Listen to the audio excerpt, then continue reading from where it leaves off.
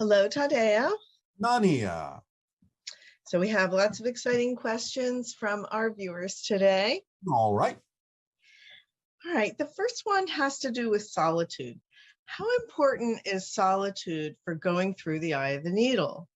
I feel more joy, alignment, and aliveness during solitude. Can you expand on this? The very idea of solitude is what has, to some degree, been happening because of your pandemic, allowing each of you to go within, be with yourself. It can be very important. It doesn't necessarily have to exist for everyone.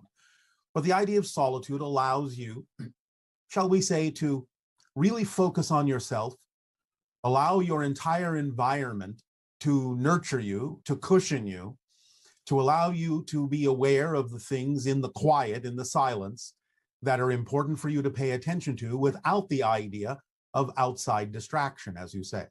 Now, again, not everyone is distracted by outside sounds, but for most people on your planet, solitude will be very important for you to take stock of who you are, to be quiet within yourself, and to really hear the thoughts clearly that come through your mind, to be able to discern the difference between those that work for you and those that do not. So solitude for most of you can be very important toward learning who you are.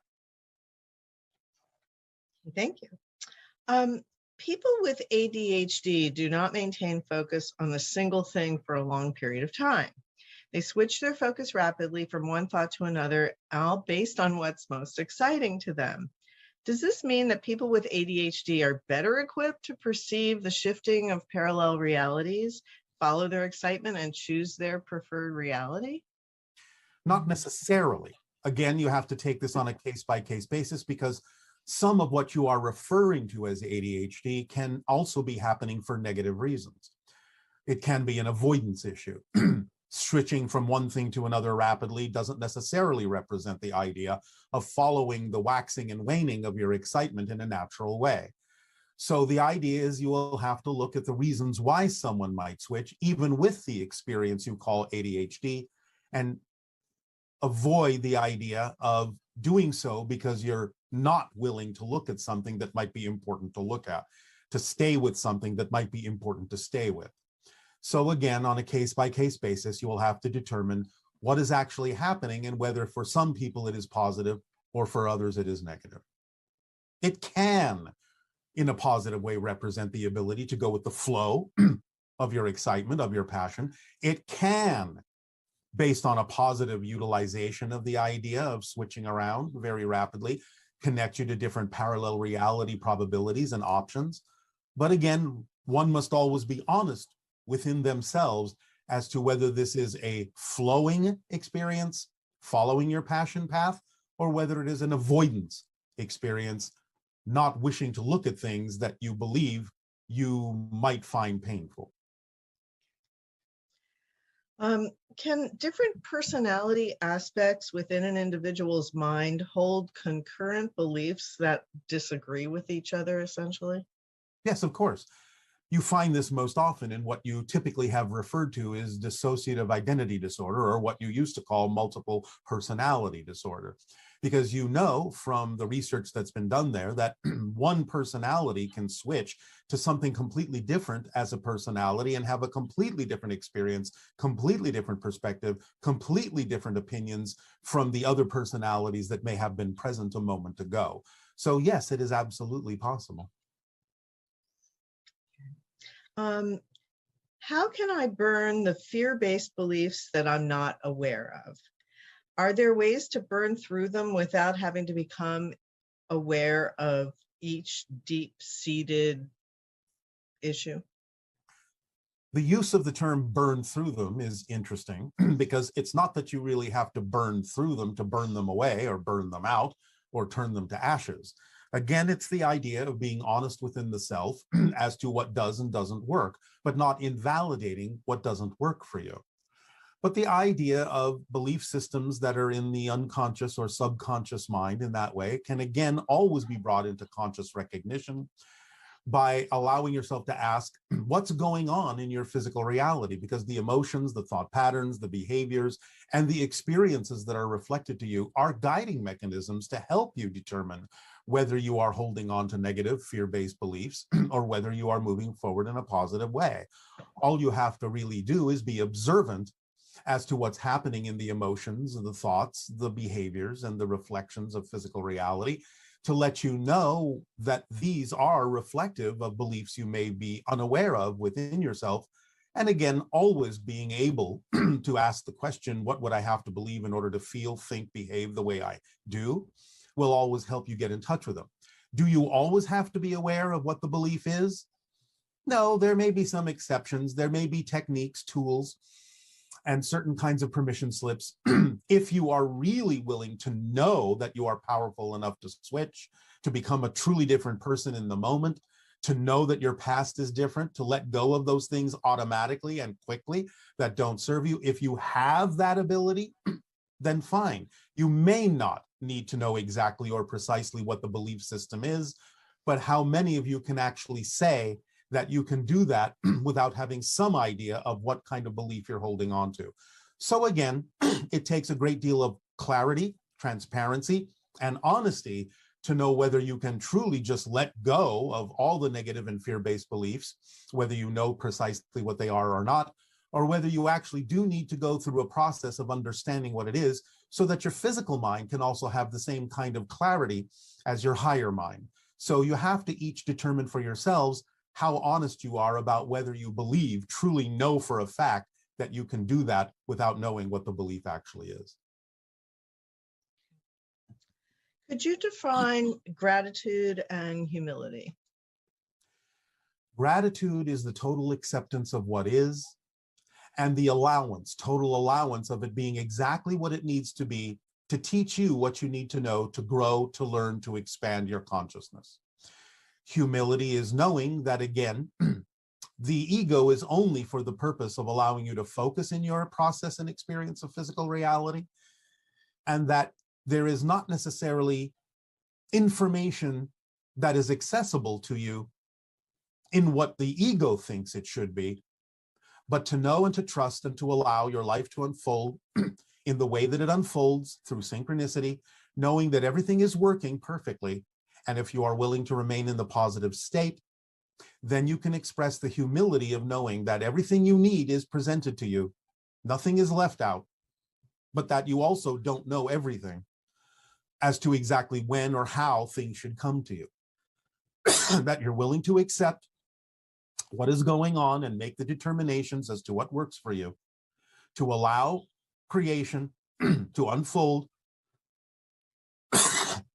in the way that it automatically can, and to accept the totality of yourself and be appreciative of yourself and the way things unfold in every given moment. And what is the difference between discernment and judgment? Again, honesty can allow you to know the difference between excitement and anxiety, and therefore, with anxiety can come judgment. Discernment is simply the neutral observation of what is and isn't vibrationally compatible with your core vibration, your core frequency. There is no, shall we say, evaluation of it in the sense of this is better, this is worse, this is good, this is bad. It is the willingness to simply discern what isn't you vibrationally, but also the willingness to use whatever comes up in the most positive way for you, knowing that everything is happening for a reason. If you're willing to stay in that positive state to determine what that is, it will reveal itself to you.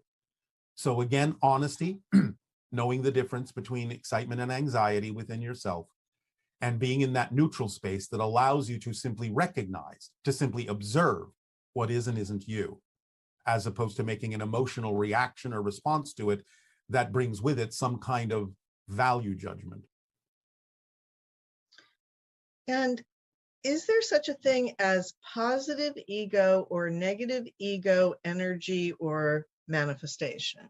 Yes, of course. Again, the negative ego is the result of putting too much on the shoulders of the idea of the physical mind, when it's not designed to actually control anything, but only designed in the positive ego sense, the neutral ego sense, of allowing you the opportunity to have a physical experience. As we have often said, it's sort of like a diving mask when you go under the water. The ego is simply structured to allow you to have clarity in the physical reality experience. The negative ego thinks it needs to control everything because it's been given that task, because people may not understand that everything is automatically working in exactly the way it needs to. Even if things crop up that you don't prefer, it's there for a reason. So the positive or neutral ego will accept that it's there for a reason and stay in a positive state, just doing the job it was designed to do, of allowing clarity of what's happening. Whereas the negative ego thinks it needs to know what will happen, what is going to happen, so it can control everything and manipulate details into place to make sure everything works, instead of simply surrendering to the fact that everything does work when you let go of the need to try and control everything. Here's an interesting situation. While I was following my excitement last week playing soccer with my kids, I suddenly lost consciousness. I fell and fractured my jaw. It's still a mystery as to why I lost consciousness. Everything checks out okay. I'm looking for answers. When I was woken up, I recall waking up from a festive dream before the pain set in. Yes. Many people on your planet will allow their lives to unfold to a certain point in what seems to be a normal way, a natural way. But then they will give themselves the opportunity to accelerate themselves greatly. And often, when people are changing and shifting from one parallel reality to another quickly, they will do so by injuring themselves with a blow to the head in some way, shape, or form. And after the fact, realize they now have more abilities than they used to have.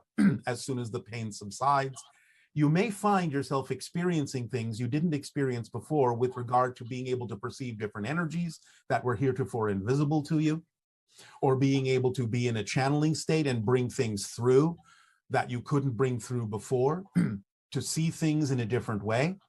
This is quite common on your planet, to shift your reality by giving yourself a blow to the head, which rearranges all of your neurological network in your brain to make it more efficient for bringing through higher frequency information and energy. And the idea of having the festive dream is an indication of what your reality can be like after the fact that you have received this blow. So you will heal, but you may also find that you have rearranged your ability to perceive things that you couldn't perceive before, or do things that you couldn't do before or didn't think you could do before. This is quite common on your planet. Many people who have blows to the head after the fact, when they heal, will find out that they are now quite telepathic, quite psychic, or quite able to channel different energies through themselves.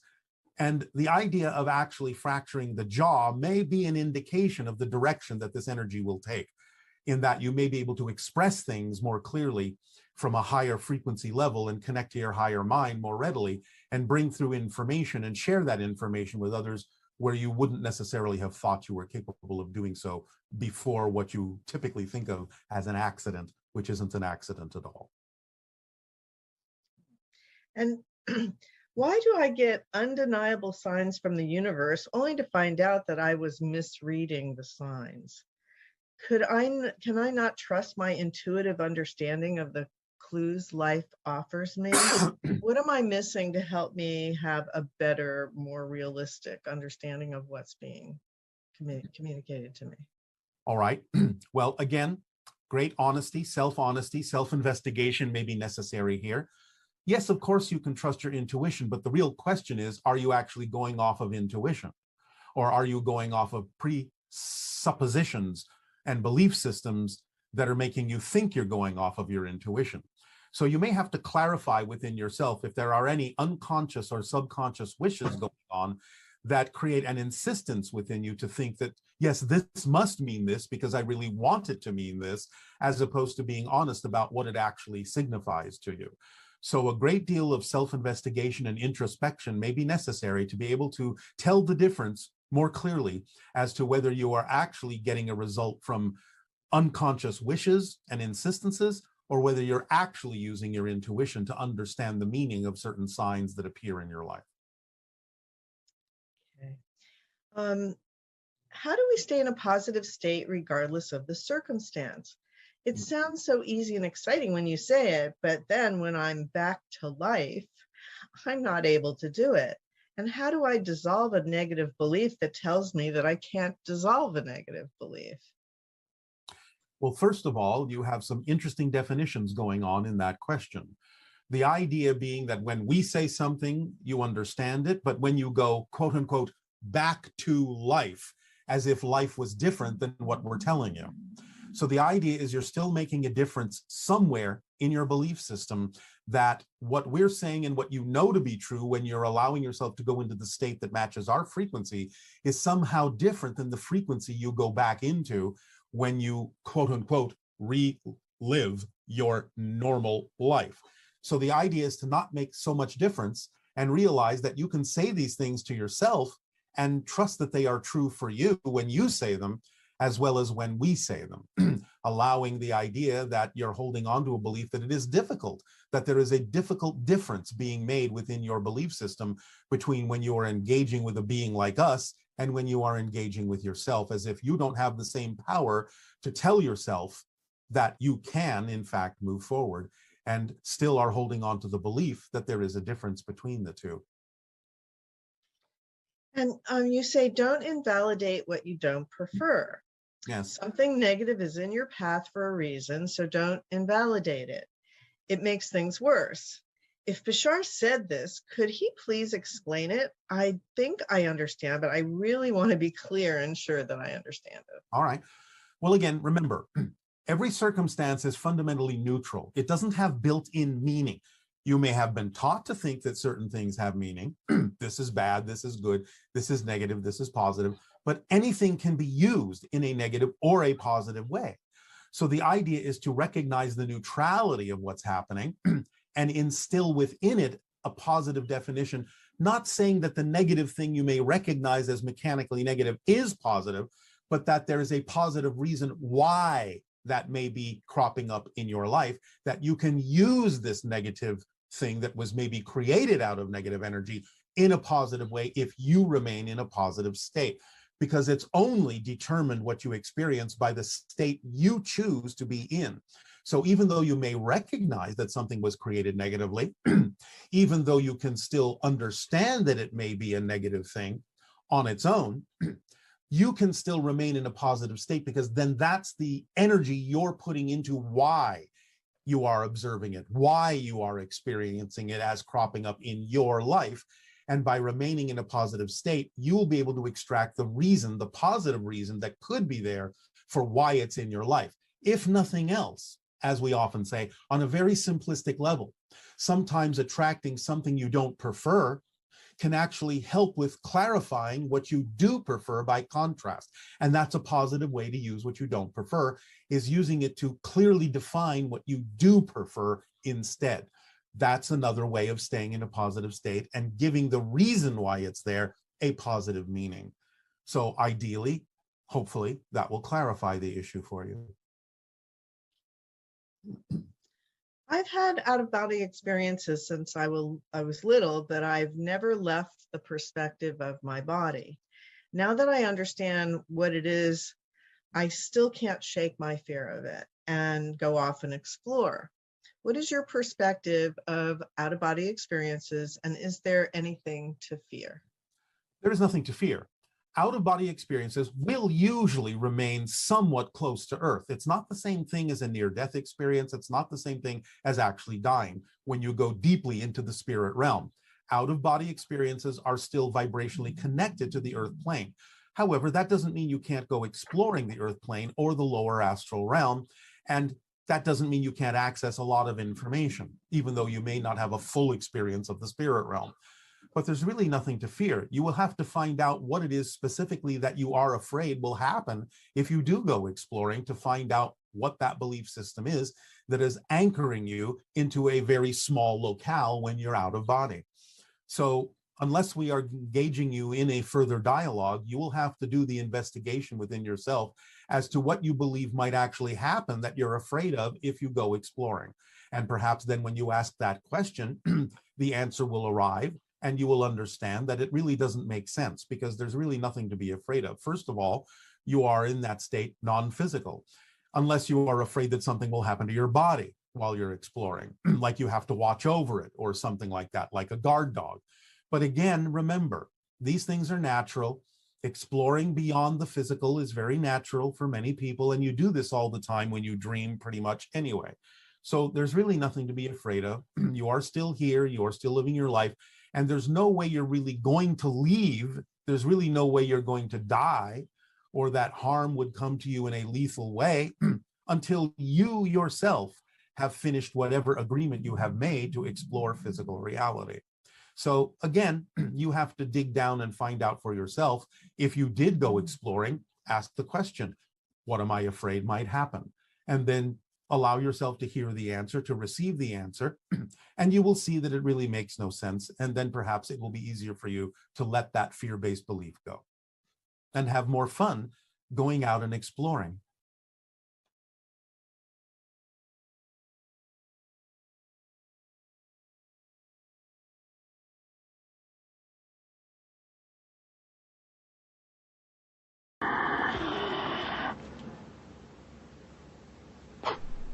Say good day to you this day of your time. How are you all? Once again, we take this opportunity to thank each and every one of you for allowing this transmission to occur in this manner and on this day of your time.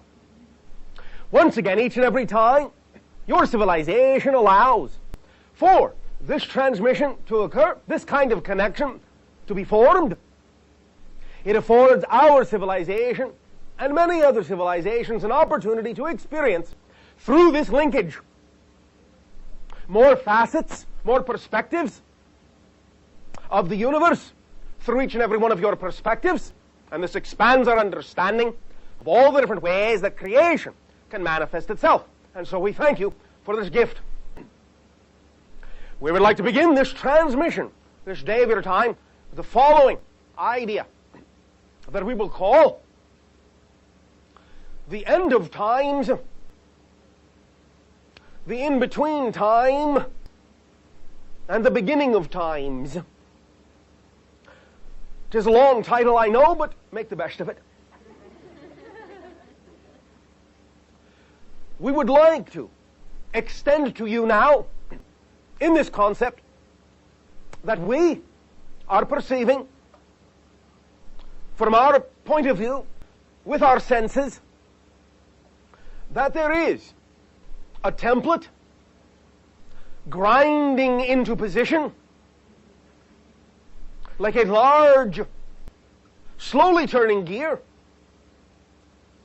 but that this template is almost in position. The balls have almost fallen into all the slots. All the setups of your collective consciousness are almost in place to allow there to be the opening of the floodgates of information, the continued acceleration of happenstance, the continued revelation of everyone's position, where they stand, what they stand for, who they are, who they hold themselves to be, in your present year, in your next year, and the year after that. The last times prior to your demarcation year of what you call your 2001. In these last moments, as this template moves into its final position and all things fall into place, there will be an acceleration of revelation of information as many things become more clear, and as it becomes less and less possible for ideas and information to be withheld and kept secret. Now then will be the time that each and every one of you must, if you are willing, take firm grasp, firm hold of your idea, of yourself, your identity, of your ideal of who and what you are, and pay attention to your own estimation of how much in alignment or not you are to your ideal self. For in these last few moments, as the template grinds into position, into final position, before the beginning of times, in this middle time, this brief middle time of the next 2.5 of your orbits, 2.5 of your years, this will be all the time allowed, in a sense, by your collective consciousness for all the components, that is, each and every one of you, components of the collective, all the time you have allowed yourselves to come to terms, to come to understanding, not in the sense of ultimate completion in this life, but in the sense of knowing, in the sense of choosing, in the sense of determining, in the sense of making a decision about who you are, moving forward with that in all the ways that you can with regard to your behavior and your actions. For as the template grinds into position, it will not leave many cracks to slip through. In fact, it will leave none. And if you do not find yourself, and we do not say this to be alarmist, but if you do not find yourself in total surrender of who you are, in letting go and being who you are created to be, within this next 2.5 years, you may find a great deal of difficulty finding any crack to slip through, any opening in the doorway to cross to the other side over the threshold. Now is the last moment of limbo that you have.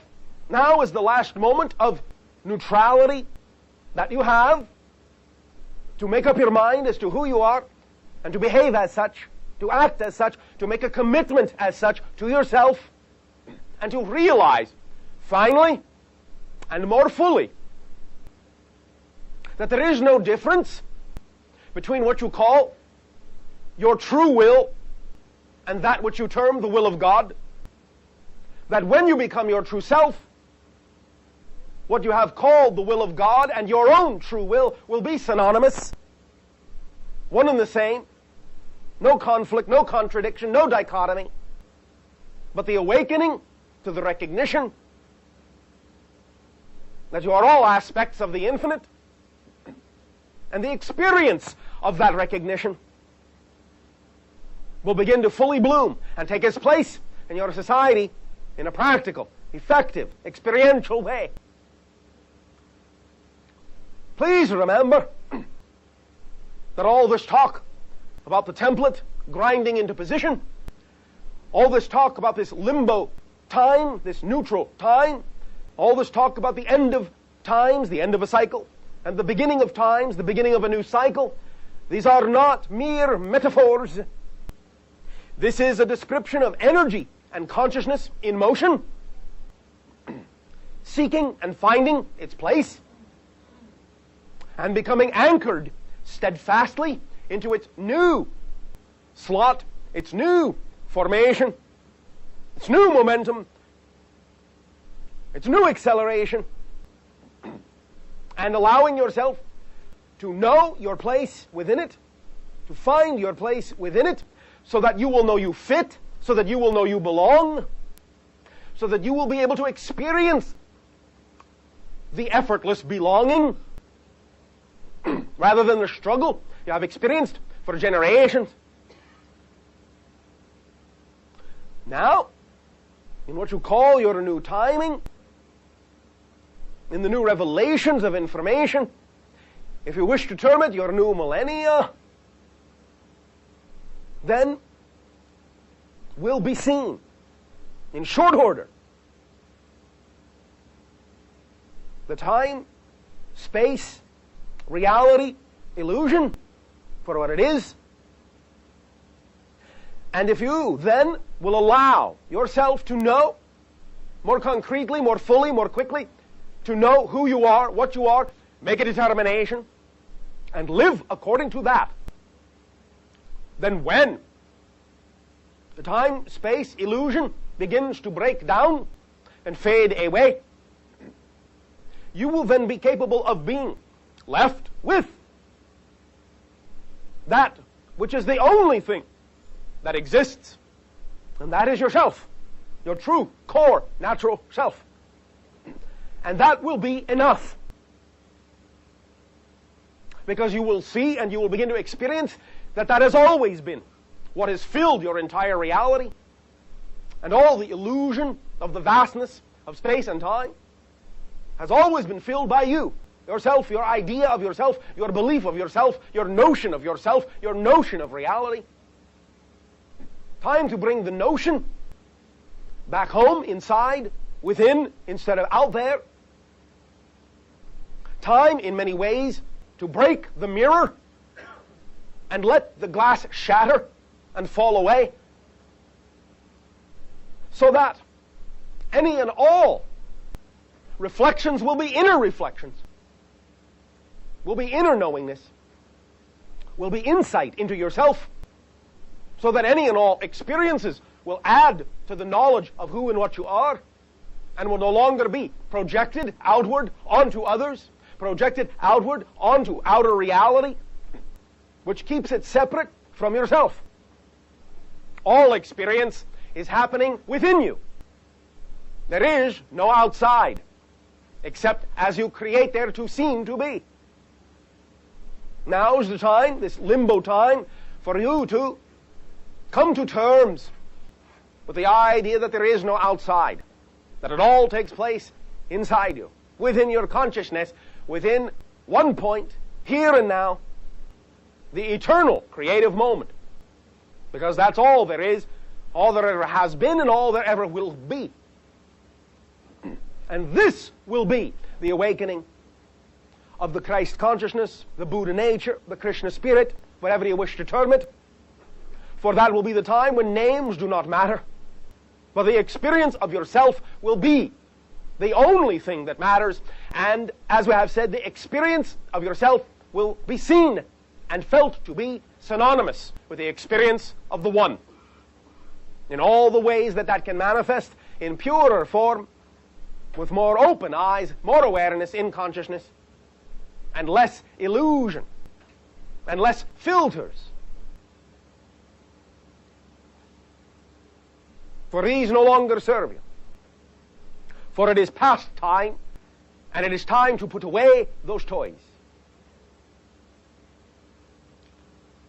We thank you now for allowing us to share this perspective with you, and we remind you that as we shared these ideas, not only were your ears paying attention, but all the cells of your body were letting the information in on different levels, and it is within you, and always has been. And now is the time to allow it to wake up and become lucid in your own dream of life. Become not just the idea of lucid dreamers, but lucid livers. What about the people like our family that are not trying to get in touch with who they are? What's going to happen with people that are less aware? Everyone and every being will always be on their own path, and will ultimately determine for themselves when and where they shall recognize who and what they are and their relationship to the infinite.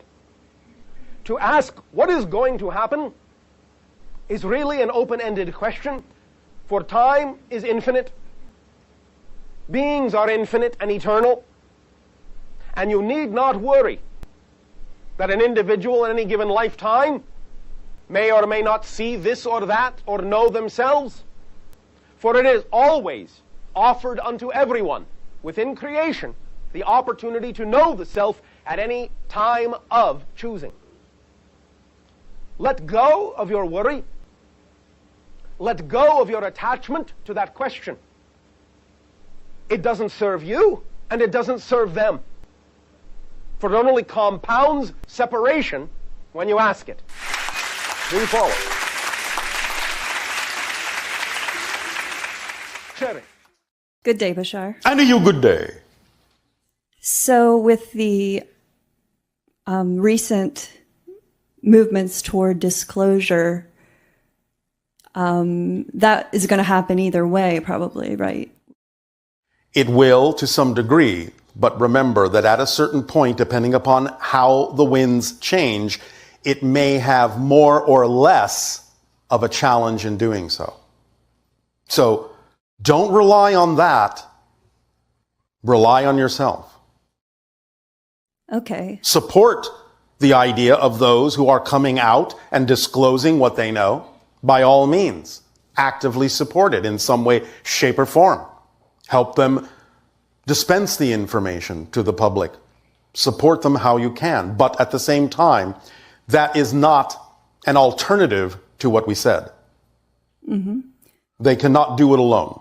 Okay, so we do want disclosure even if our political system doesn't change, or? That's up to you, isn't it?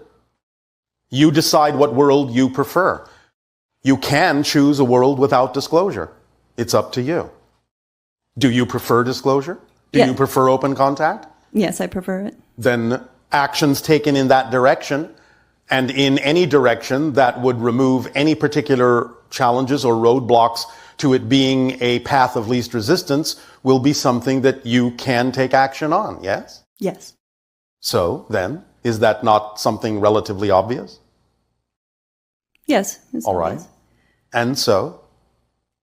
I would like to take this opportunity to ask you what your perspective is of your relationship with beings, Sasani beings that I've been interacting with through as channeled entities.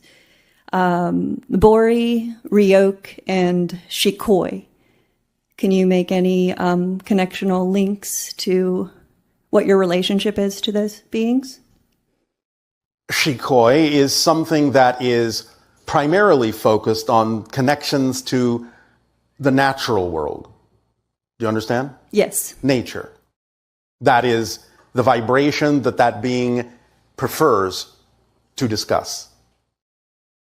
The others have to do with hybridization agendas and the evolution of your planet transforming into the sixth hybrid race.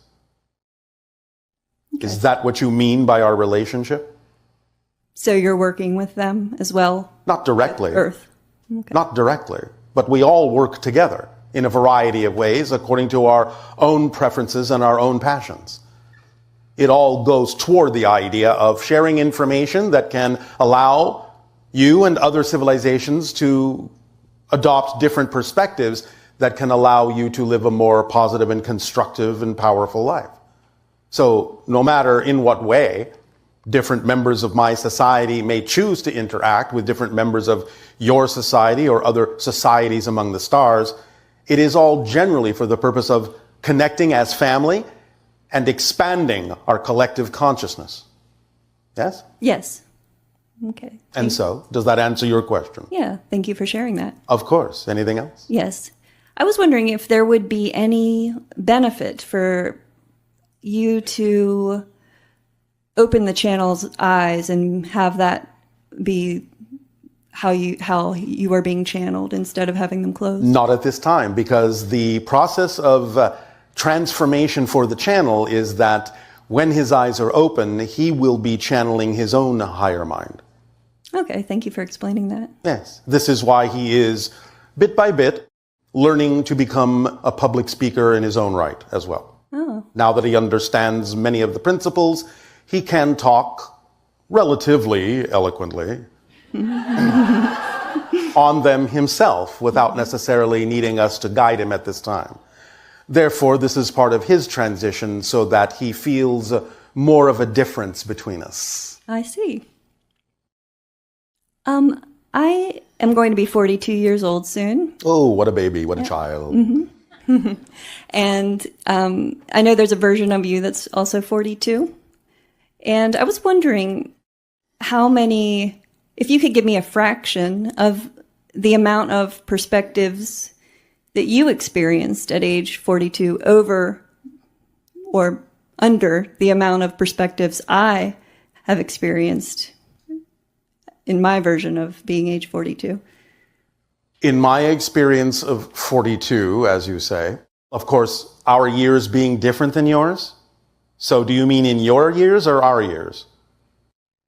Just how many perspectives that you've experienced in your lifetime, like how many frames? In my lifetime, up to what age? 42. Oh, all right. 5,247. That's how many perspectives? Yes. So it's not, we don't have a different perspective ever billions of times per second? You do, but we assume that when you use the term perspective, you are still talking about something that lasts for some duration in linear time so that you are aware of the fact that there is a different perspective. Oh. Because even though the perspective shifts billions of times per second, you're not necessarily completely conscious or aware of that. You experience it only as a smooth continuity expressed as time. Okay, I see. And how many have I experienced? At 42? Yes. About 2,457. Okay. Does that mean anything to you? Yeah, kind of. You're able to experience. You understand that you can't actually compare the two. Because it depends upon your process, your theme of exploration, as to how many times you choose to do that. One has absolutely nothing to do with the other, because our processes are different. Oh, okay. Yes? Yes. All right. So it's not a measuring device. Okay. Well, some of those frames that we can't sense, are they like having physical contact with extraterrestrials? Me? Like the ones that I can't sense? Yes. In some cases, yes. So, like right now, I could just be missing it, but we're actually having physical contact. Well, we would assume that in this conversation, you wouldn't feel like anything is missing, since you're having contact right now. Yeah, I know, but I mean with physical form in a way, like of you. Of us specifically? Or any type of extraterrestrial. What is it you're asking? Like, are we actually, like, right now having physical contact with an extraterrestrial? Some version of you is, yeah. Okay. We just can't sense that right now. Correct, because it's not part of your process right now to do so. Okay. I have one last question. Yes. I have had a lot of powerful dreams where I would be playing music and sleeping. Yes. And that wasn't in the dream. I was actually playing music and sleeping with the music on. Oh, yes. And I also used to be able to make my son laugh when he was asleep, when he was young. Yes. Like just by kind of tickling him and talking to him in a voice. Yes. And I was just wondering if you could explain the mechanics of that, so we're still connected somehow to our physical reality when we're sleeping. Well, of course you are, otherwise you'd be dead. Okay, so...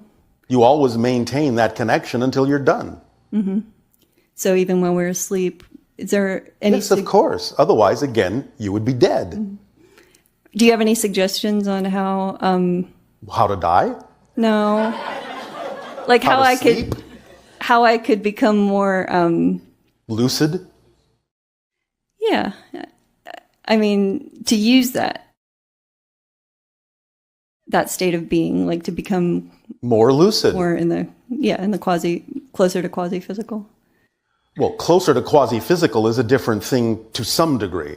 Although by following your passion, following the formula the best you can with no insistence on the outcome and remaining in a positive state no matter what happens so you can extract the positive benefit from whatever happens, is the way to accelerate your vibration, raise your frequency, become more aware, more lucid in the physical dream as well as perhaps in what you call the nighttime dream, and accelerate you as an evolutionary step towards becoming more quasi-physical in the same way that we are, although that won't necessarily be achieved by the society as a whole for many hundreds of years.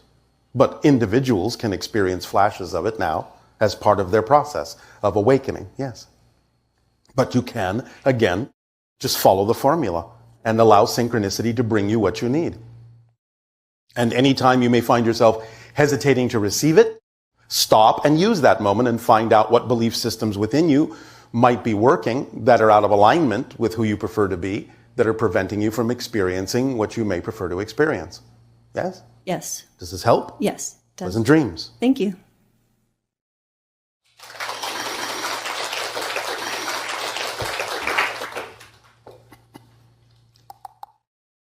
Hi, Bashar. And to you, good day. Good day. So, big, heavy talk today. And just for everyone in the room, how can we take the best possible actions to shift the energy back while maintaining a positive state and not going into lower states of fear or Did I not just mention the formula? follow your highest excitement? What's the rest of it? I know that many of you remember the first part. Take the action. Act on it to Yeah. the best you can Yeah. with, No expectation. well, not so much the idea of using the term expectation, though we understand it can be that, but more specifically, no insistence or assumption as to what the outcome is supposed to be. And then remain in a positive state so you can extract the benefit from whatever manifests. Because even if what manifests is something you objectively don't prefer, you have to know from a positive point of view that it must be there for a reason. And if you know it's there for a reason, you will remain in a positive state and you will be able to extract a beneficial effect from having remained in that state. Whereas if you assume that it's an interruption or something is wrong because something didn't manifest the way you thought it should, then you will only experience the negative result of that thing having manifested. The idea is to know that everything can serve double duty. And again, even if you objectively, neutrally realize it's not something you prefer, knowing it's there for a reason will allow you to realize how you can use what you don't prefer in a way that you do. That is the formula to follow. Does that make sense? Yes. And it's just always great to hear you say it again. Because again, the idea of staying in that positive state really just comes down to realizing that if you don't, then you are telling yourself that there is more benefit in choosing something other than what you prefer. If that is the case, That's not possible. well, it is. You can choose something you don't prefer by having a belief that says you actually do prefer it. That's why you have to get in touch with what the belief is that would make you see something that is out of alignment with you seem to be more beneficial than what would actually be beneficial to you. That's why it's so crucial to get in touch and make conscious what those belief systems are. Yes? Mm-hmm. Once you discover what that belief could possibly be, you will see the illogic in it. You will see the nonsense in it. And once you see that, then that belief is gone. Mm-hmm. But you have to know what it is. Otherwise, if it remains unconscious, it will simply keep triggering you to believe that choosing things that are not to your benefit are actually to your benefit. Or vice versa, that things that are to your benefit, it would make you believe that they're not. At least not as much as what it is getting you to believe you should choose. This is called the motivational mechanism. Yes? Yes. Does this make sense? Yes. So, does that answer your question? Yes. So follow the formula and vote 1 month before, guys. All right. And for other viewers. Okay. Up to you. Yes. Suggested. Thank you. Yes. Yes. Next question. What's my average? When we did a private session, I asked you about what's my average vibrational rate range. Can you give me that? And what? Right now? Let's go with the 3-day average range. A 3-day average of 3 days you haven't experienced yet? Yeah, the previous 72 hours. Oh, previous. Average 25th to 75th percentile range. Yeah. About 158 to 165,000. Okay. Does that help? Yeah, it dropped. Okay. You know why it dropped? I don't. Could you? Because you asked for it. I did. Because why do you need to know? If you are following your passion, just follow your passion. You don't need to keep measuring your vibrational rate. You will know that if you're following your passion, following the formula, following the instruction manual as precisely as you can, you will maintain the highest possible vibration at that moment, but also understand that sometimes the vibration needs to fluctuate because different states require different frequencies for you to accomplish certain things. You don't always stay up here. Sometimes you have to lower your vibration to use what you learned up here in a more applicable way down here. But again, as we have said, it's not necessarily about looking at the idea like this. I'm up, I'm down, I'm up, I'm down, I'm up, I'm down. The idea is to look at it like this. I'm up, I'm down, but I'm higher than before. I'm up, I'm down, but I'm higher than before. I'm up, I'm down, but I'm higher than before. So that you're constantly climbing even while you're fluctuating up and down because it might be necessary for you to do so to do the things you need to do in physical reality. That's a different way to look at it. Yes? Yes. So, by thinking that you are lower than you should be or lower than you were, you're sort of looking at the concept in a more negative way, which lowers the vibration. Got it. Yes? Just know that I am always doing the best I can. Just know that you are always exactly where you need to be. And if you find out that you're not where you prefer to be, then simply keep acting on your passion and it will correct the idea of the vibration and raise it accordingly. Got it. Yes? Does that help? That helps. All right. Next. Will that do? One more question. Oh, all right. All right. So I had this really interesting, highest excitement idea this morning. Yes. And I like to get your point on that. Oh, all right. I recently bought these energy, 0 point energy machines that are just wonderful. I don't know how I can describe that to you even better. Oh, all right, if you say so. What do they look like? It's like a tower. It's got some Tesla stuff and it's A tower, some Tesla life stuff. machine, and another one called the Miracle iCube. So, what makes you certain that they are 0 point energy machines? that's what the founder told me. Are they, from your perspective? No? Okay. However, are they beneficial for me? they can be. If for nothing else, they can certainly function as permission slips to allow you to tap into your 0 point energy connection more strongly by using them as permission slips. Mm-hmm. But they themselves are not designed to specifically be 0 point energy transformers.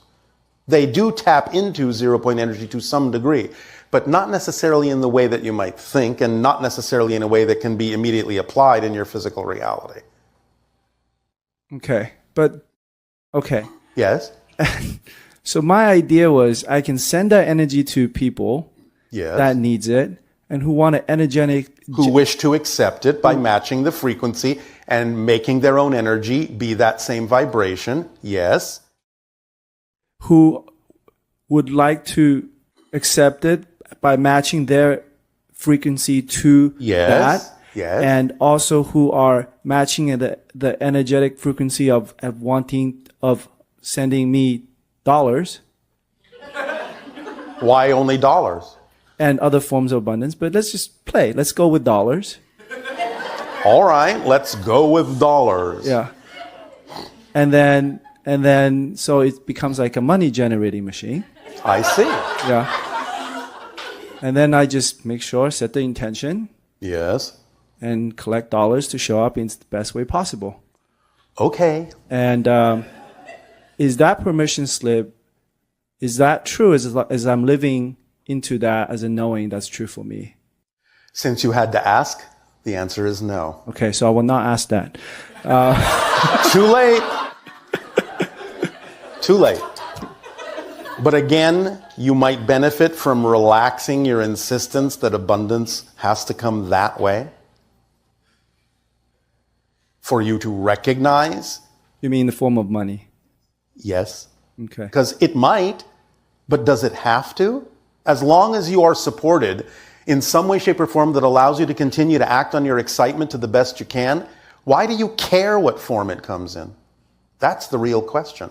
As long as it does what you need it to do, why do you care how it looks? So it's all well and good to do the exercise. But when you narrow it down too specifically, you might actually be short-circuiting your own permission slip. Why not let it be broad and bring you abundance in any form that it can? Why so narrow a field? Got it. Yes? If you can answer that question for yourself, you will have a greater understanding of what belief systems you have. I have a belief that is not, I'm believing in something that is not for my highest good. That is something that I don't know the exact belief right now, but I will work on that.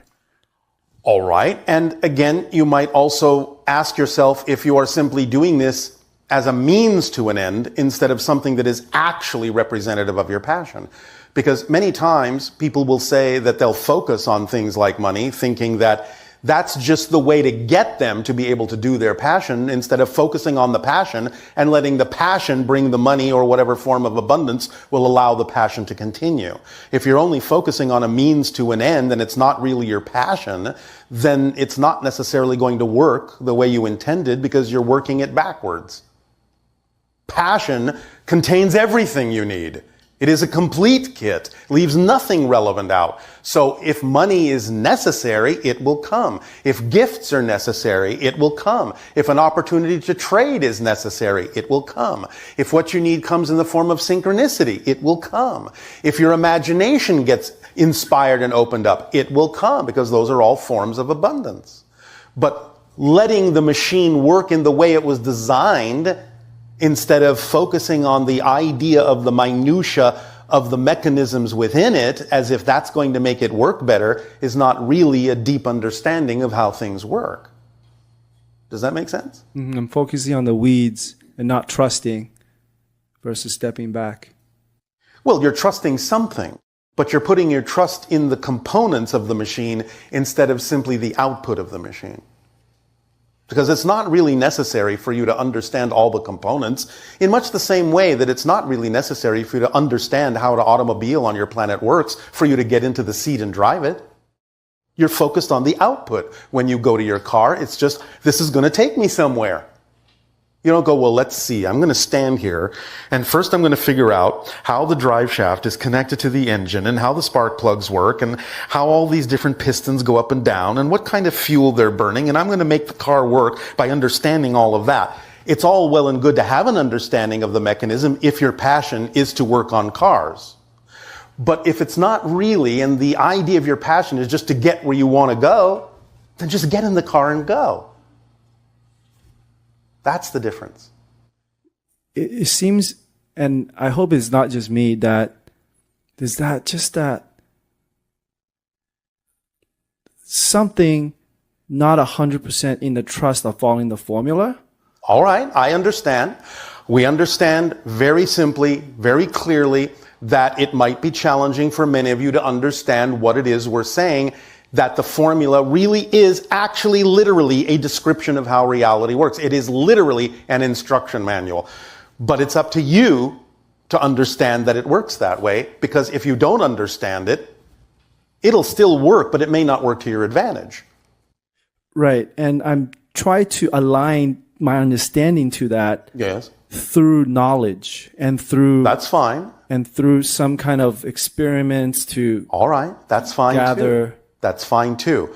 But the experiment needs to be designed for the result you prefer. Not setting yourself up. Correct. Okay, because you're always getting what you believe in. Exactly. Yeah. Okay. Thank you. Welcome. One last one. Oh, another last one. Yeah. Really, really last one. Really, really last one. All right, well, we'll see. Last time we talked, I asked you, what is my role in this hybridization agenda? And he's like, you probably don't want to know. If it's still in my highest good not to know, please don't say anything. If it is in my highest good to know, can you tell me what it is? Bye-bye. All right, I'll take that. Thank you. Thank you.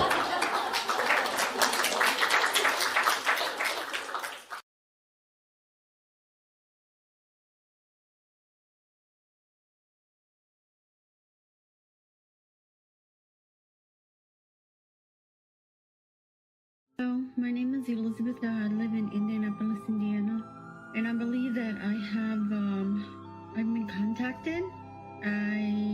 It's been telepathic. However, these are not beings that are in an actual flesh and bone body. They're light beings. They seem to me to be plasma beings. I feel like I'm getting downloads that they're plasma beings, that they somehow carry consciousness. So my question to you, Bashar, is this true? Can this be happening to me? I see it in my backyard. I feel them, but nobody's listening to me. Is this really happening? Is this true? Can this be happening? Yes, but all you may be seeing are the apparitions of your spirit guides or soul family attempting to say hello. So you can allow yourself through meditative practices, maybe even yogic breathing, condition yourself to be able to perceive them a little bit more clearly. So we would suggest that for you. It will center you, it will raise your vibration, and therefore you may meet them halfway so that you can perceive them more clearly, because obviously they are attempting to help you do that, to help you on that journey with that ability. Hello, Bashar. Much love and gratitude to you. Thank you for having me. It is our passion and our pleasure. I have two questions for you. Yes. My first question, a few months ago, I had a dream I was in a house in the middle of a wheat field. Nothing around except the house. I remember going outside to the east side of the yard when I was approached by two beings. I couldn't make out their form or appearance. They escorted me to the west side and handed me a baby, then disappeared. As I held the baby up close, I realized that it was a synthetic life. It appeared semi-human, but it looked and felt synthetic. I remember looking at him and questioning how could this little being not have a soul. I recall touching its synthetic skin and it felt very soft. As I looked into its eyes, we began to communicate telepathically. I knew then that he was my son and felt profound love for him. I remember holding him tight against my heart, realizing that he did have a soul and that we are connected. The two beings then approached and said that the child needed to leave. Yes. I feared I would never see him again.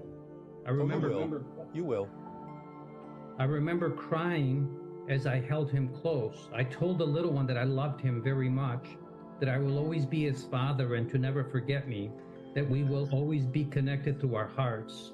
Yes. I felt such a loss when the beings took him from my arms. I remember crying as they walked away. All right, it's only temporary. You will meet again. And that was one of my questions. And is he my child, and what type of life form is he? It's a hybrid child. It's just that the synthetic idea came across because you are not used to the vibration of the hybrids. But then you did get used to it and saw that the being, in fact, does have a soul.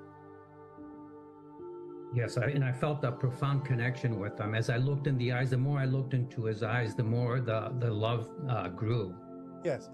Now, part of the idea of perceiving it as synthetic is also because the hybrid beings and many extraterrestrials are also connected to what you would call AI intelligence. So you might have been picking up on that and understand that AI intelligence doesn't necessarily have a soul in the same way that you mean that word, but because of that connection, you may have picked up upon that quality. Nevertheless, you're dealing with a hybrid child, and you will meet again. Fantastic. I have one more question for you. Yes.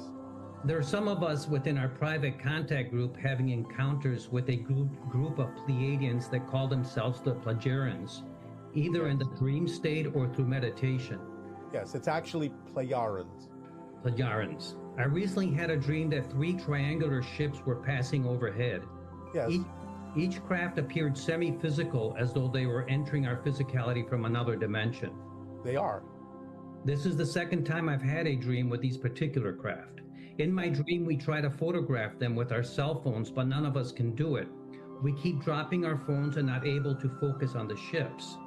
Then I'm instantly taken inside one of the craft. I recall seeing male and female beings dressed in blue uniforms. Then I'm back outside observing the ships as they pass over the horizon. Suddenly, I sense an attempt by one of the female beings trying to communicate with me. She seems to be using another being as a conduit to facilitate the connection. She tells me that she cannot communicate with me directly because we are at different frequencies. Yes. She then shows me a 3D picture of this metal rod-like structure with threaded ends, each having different thread sizes. I remember trying to insert different screws to fit the ends without any success. I felt this to be symbolic of a type of conduit, and connecting the right screws would allow for a common ground for communication. Yes. And my questions are, did I make contact with the Plejarians? Is that how you pronounce it? Yes. Pleiadians, Plejarians, same difference. Plejarians, okay. And did I spend time inside their ship? And what's your take on the conduit? Yes. The conduit is a symbol of the idea of making an attempt to connect, but finding something that would act as a connector between your vibration and their vibration. And what So would that be? it's the way you interpreted it, but it's also part of their technology. And the screws symbolize Making the connection, finding the right way to make the connection. any suggestions on that, Bashar? Open your heart with unconditional love the next time you may have this kind of an encounter, and you will find the right connection. Fantastic. Thank you so much. I appreciate it. Much love and gratitude to you, and thank you again for having me. It is our passion and our pleasure, our unconditional love to you as well. Aveo. Thank you. Good day. Aveo. Good day. Thank you. Hello, dear Bashar. My name is Nadezhda. I have another question about sudden death. What is the mechanism during a sudden death? Does the person know it will leave the body? Is it aware? How is he convinced to leave suddenly his body? Or is the soul being pulled by somebody out? And by whom? When is it asked if it wants to cross over, before or after dying? Thank you very much. Aveo. Much love. Every soul determines its exit point. So at the time when the soul has determined that its life path has achieved what it needed to achieve in that life, that physical reality, it simply exits. No one is pulling it out. The soul itself is determining that it's done. Now, the exit point has a little bit of a window to it. In other words, it can be within a few years on either side of the actual exit point. So a soul could leave a little bit early or a little bit later, depending upon what it wishes to achieve or if there's unfinished business. But the idea is that every soul determines its exit point, and at that exit point, generally speaking, it will leave of its own accord. It will simply recall itself. It will wake up to the fact that its life path is done according to what it agreed to experience. Sort of like setting an alarm clock in your physical world. It will wake up when the alarm clock goes off. No one needs to pull it out.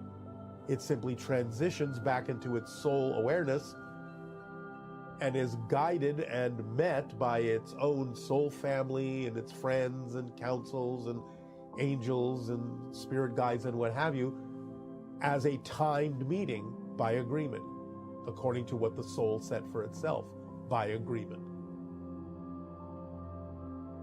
Now, the physical mind may not realize it's about to leave, but the soul knows when its time is up, according to what it initially agreed to experience.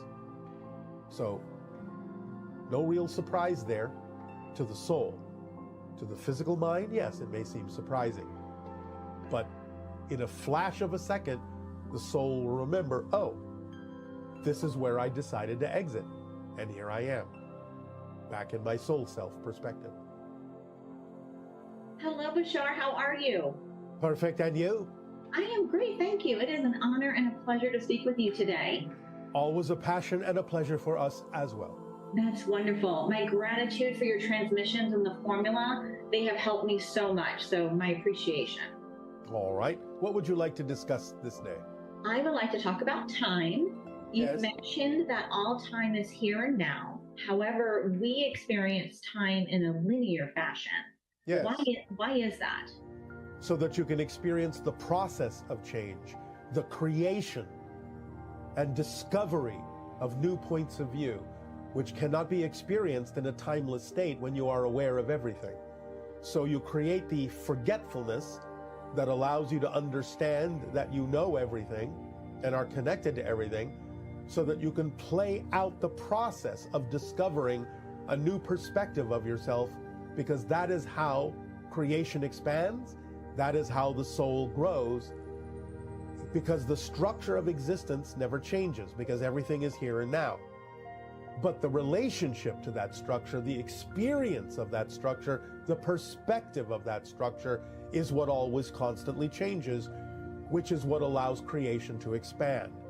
So you're playing your part in the expansion of creation by creating the experience of linear time, so that you can discover something new from a new perspective through the process of discovery, through the process of change, rather than things simply being instantaneously there. Does that answer your question sufficiently? Let me ask a follow-up question. So Yes. From the process of change, is that from remembering our past and thinking about how we want to be right now in our present, and so that's bringing up change? Yes. By making the comparison that you have created in linear time with the idea of a progression from past through present to future, you give yourself the perspective necessary to experience a process of change. Okay, so In that process, you learn many different lessons that you otherwise wouldn't learn in the same way by being in instantaneous existence. Okay, so one of our experiences with coming down into a physical body, or having the soul create a physical body for us, is for us to experience that. So if we wanted to experience time the way you do in our physical bodies, is that even possible? To some degree you can, but it will still be only that which is relevant for your physical experience, although you can expand it a bit. But let me give you another analogy. Look at it from a story structure point of view. How would you feel about a story that you were eager to hear or to see if it began once upon a time and then suddenly said, and they lived happily ever after? You would go, well, what happened in the middle? Right. So, by having physical linear reality, you get to experience the process of getting to happily ever after from once upon a time. Otherwise, there's no story, there's no adventure, there's no lesson, there's no learning, there's no growing, there's no changing.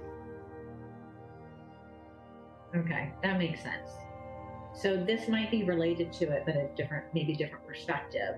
In a previous transmission, you were discussing 9 levels of consciousness, and you talked about how the oversoul does not require a lot of space, and it experiences time in a multi-dimensional way.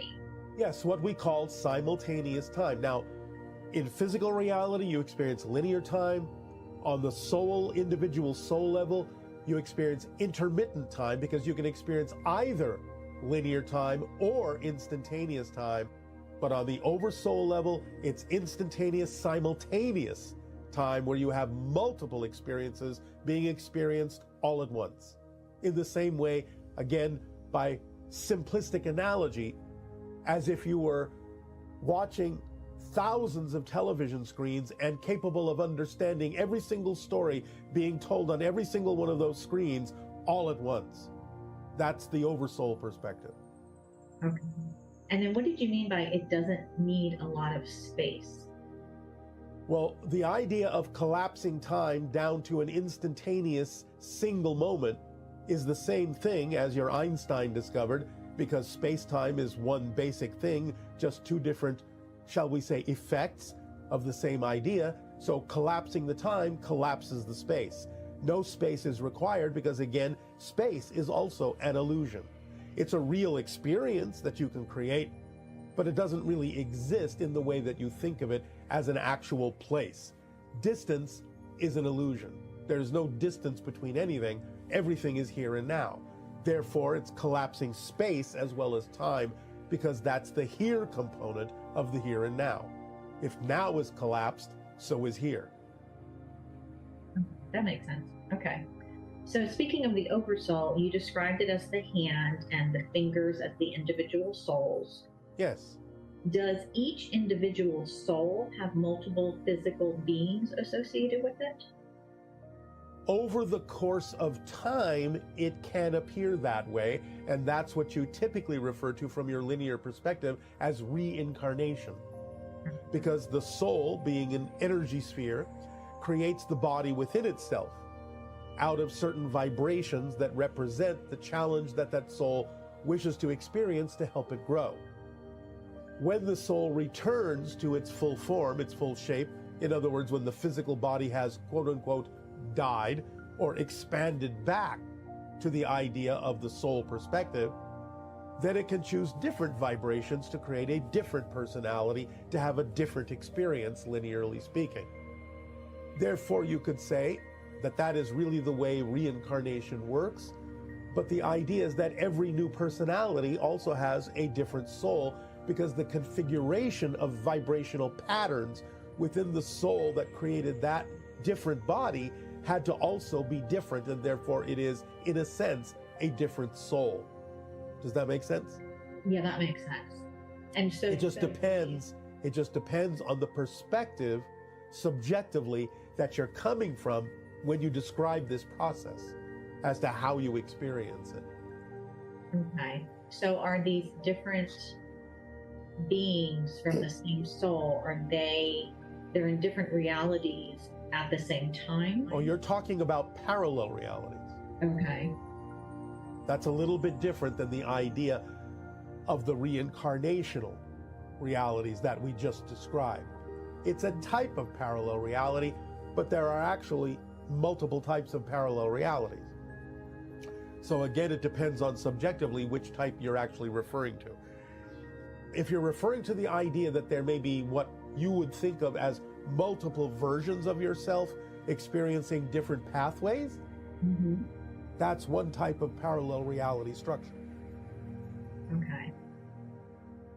From one soul, when it expands and then it contracts and it creates another entity, is that, you mentioned that it could be a different personality, so it could be a different, it might not be me, it might be a different entity. Oh yes, it's not you, it's a different entity.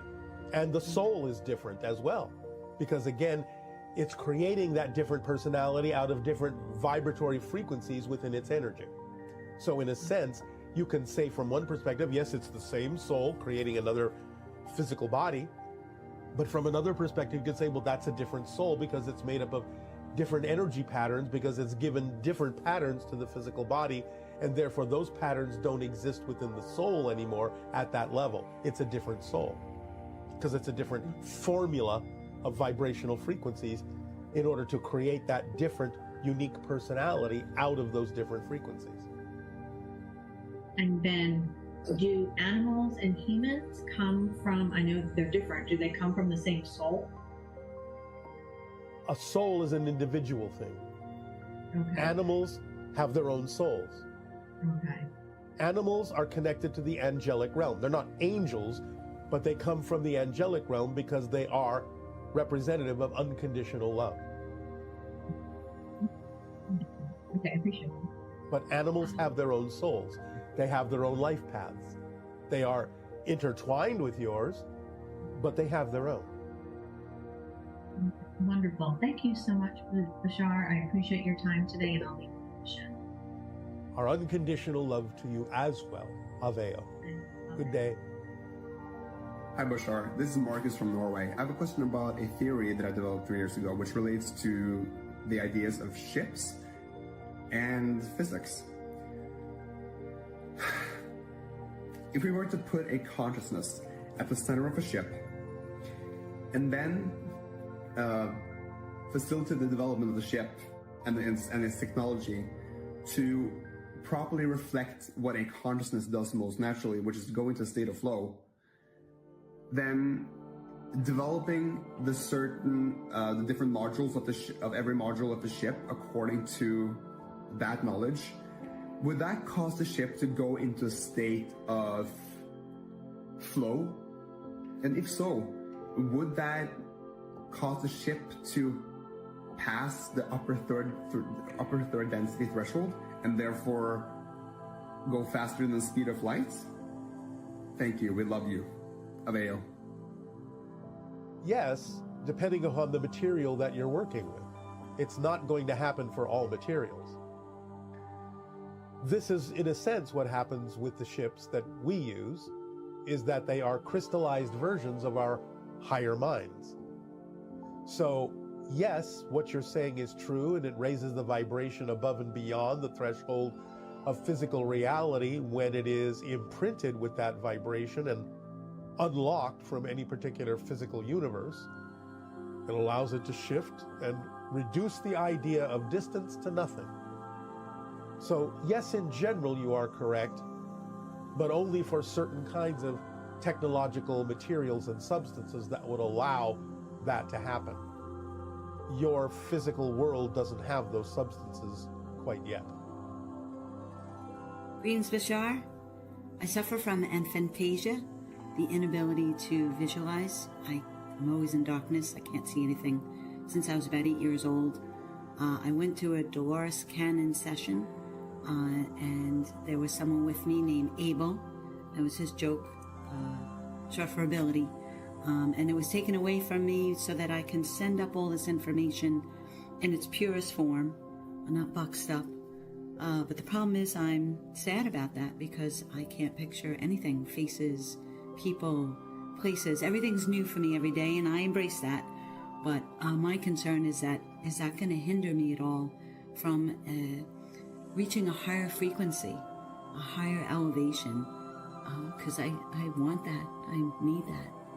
So if you could guide me in my journey, I appreciate it. Thank you. Aphantasia will not hinder you one little bit. You just have to use your imagination to create the images that you feel are necessary in a different way. Maybe learn to draw them, or create a collection of pictures that you can look at physically in your world, which will be perfectly fine substitutes for the idea of not necessarily holding them in your imagination or your mind. So be creative with the idea of how to create pictures that represent what you need them to represent in whatever way, shape, or form your creativity and imagination so desires. Take advantage of what's available to you in your physical reality to replace that system with something physical.